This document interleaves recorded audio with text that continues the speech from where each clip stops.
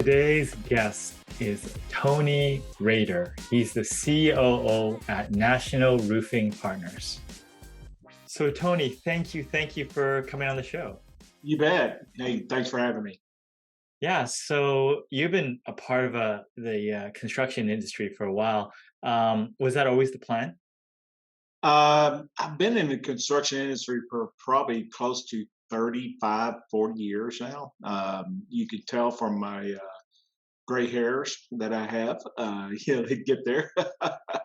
But it's been a great time. It's provided a career path for myself, but also a good living for my family and my kids to grow up around.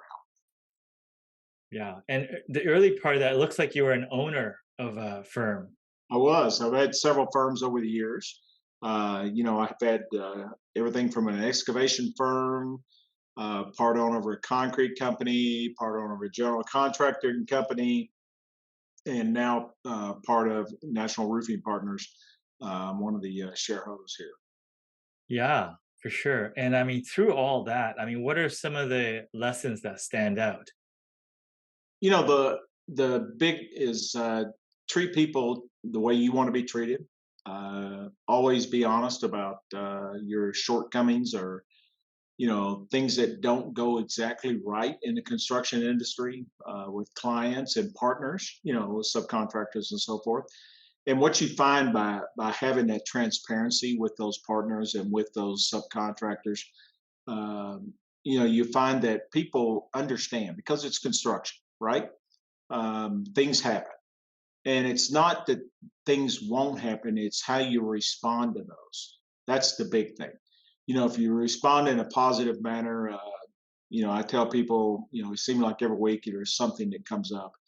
And there'll be some individuals that maybe don't have as much tenure in the industry as I have. And I tend to just let's get all the facts first, and then let's figure out a resolution, and then let's make sure everybody knows about it and what we're going to do to resolve the situation. Instead of getting all spun up and not having all the facts, right? And getting everybody all worked up and then finding out later that it may not be our problem.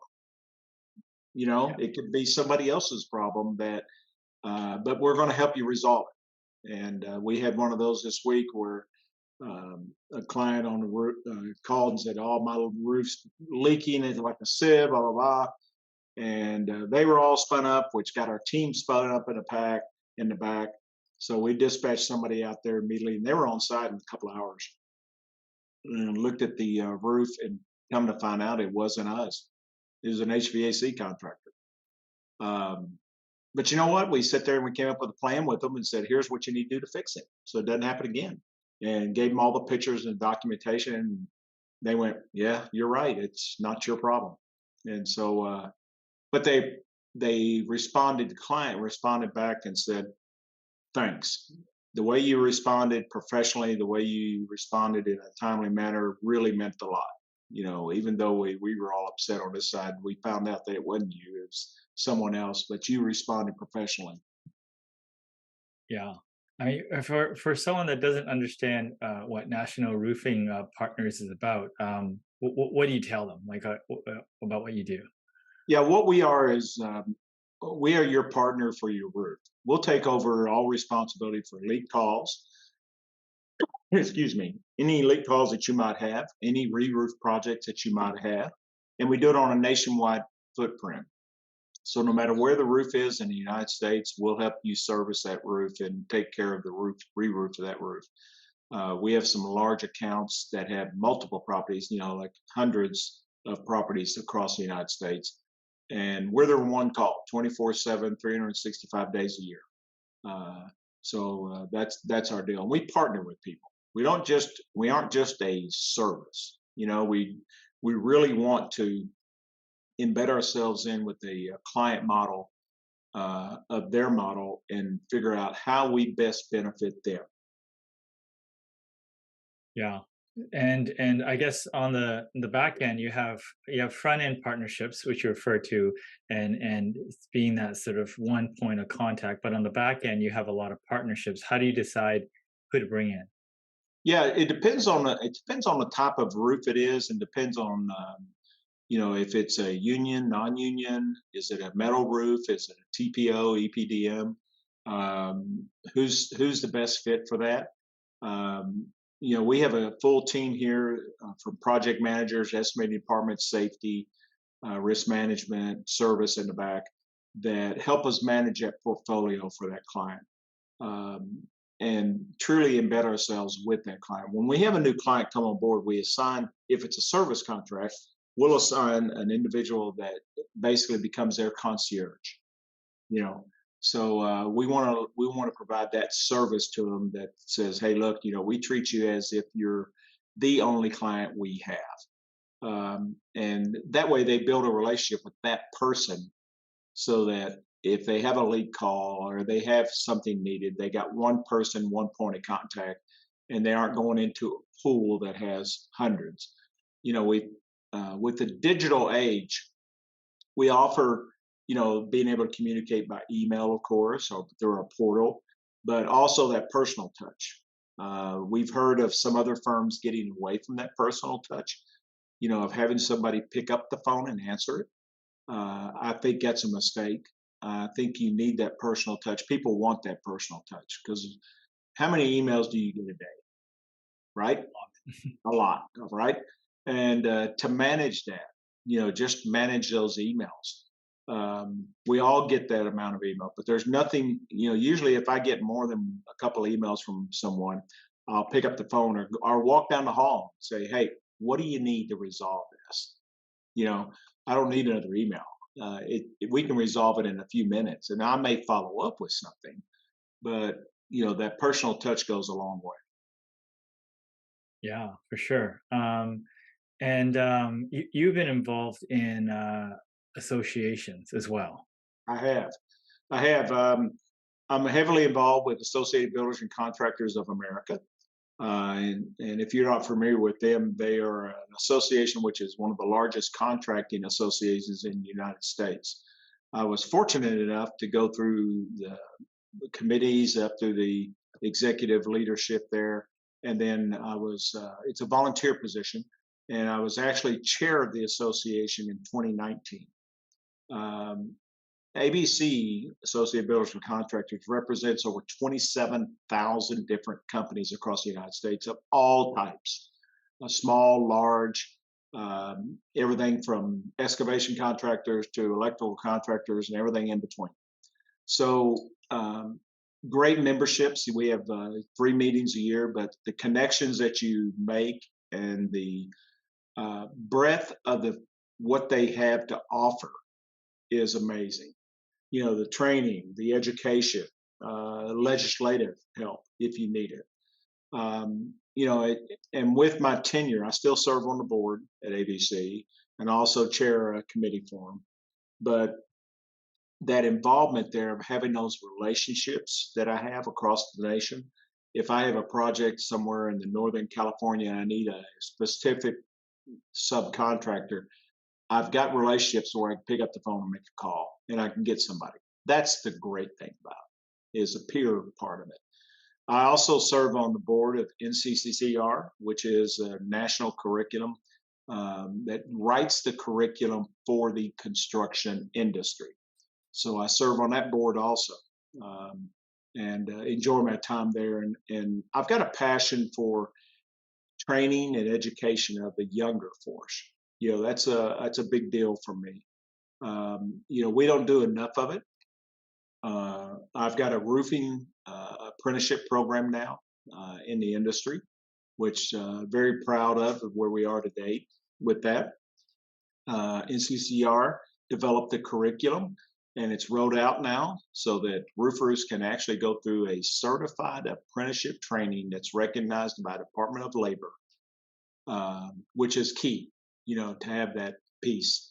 We've had it for the mechanical, electrical, plumbers, sprinklers, the different ones for that as far as being recognized by the Department of Labor, but never had a true program that's been recognized by the Department of Labor, and now we have.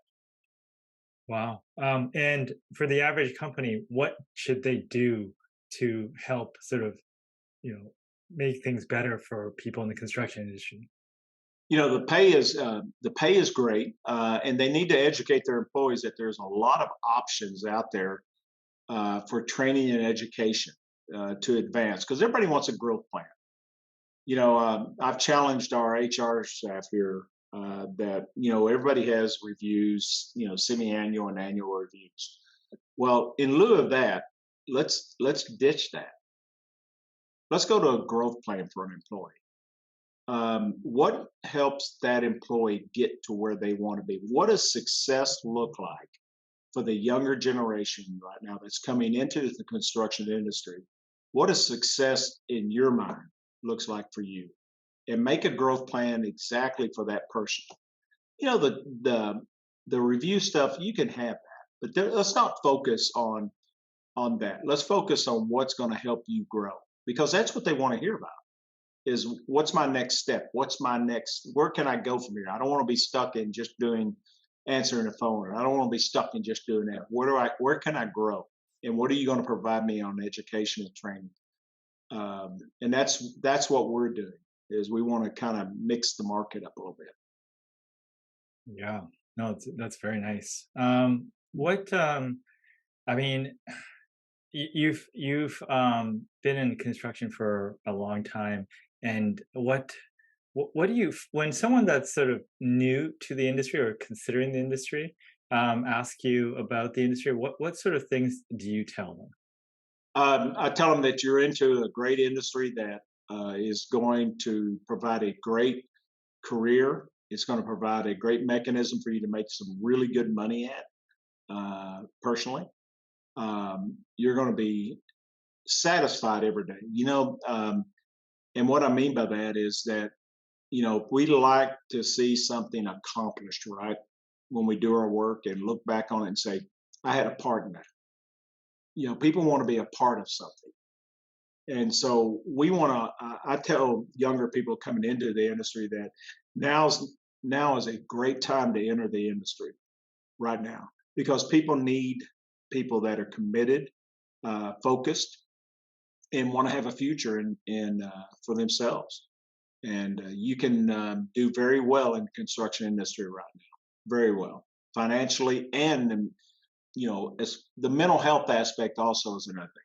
You don't want to go into a job and just stand behind a counter collecting money for a product or for a service. That would drive me crazy to know that that's the only thing I had to look forward to is opening a cash drawer and putting money into it, right? And having to deal with that all day long. I like the challenge. I like the variety. You're going to get a lot of variety in the construction industry, but I tell you, it's no greater industry. Have a love for it, and it's done very well for me. Yeah, wonderful. Now, you touched on this a little bit, but what would you tell someone that's looking to try to become a better leader? You've been in lots of leadership positions, so what lessons or sort of advice you have for that? The patience is one. You deal with as you become a leader, you have other individuals that are going to report up to you. So you got to have patience because you're dealing with people.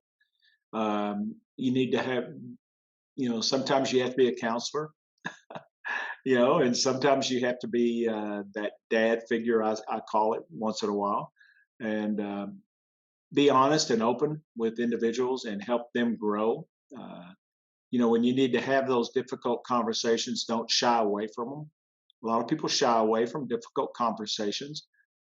People appreciate it when you have those difficult conversations in a respectful manner and be able to tell them, say, hey, look, this is what's happening right now. And this is a perception, right?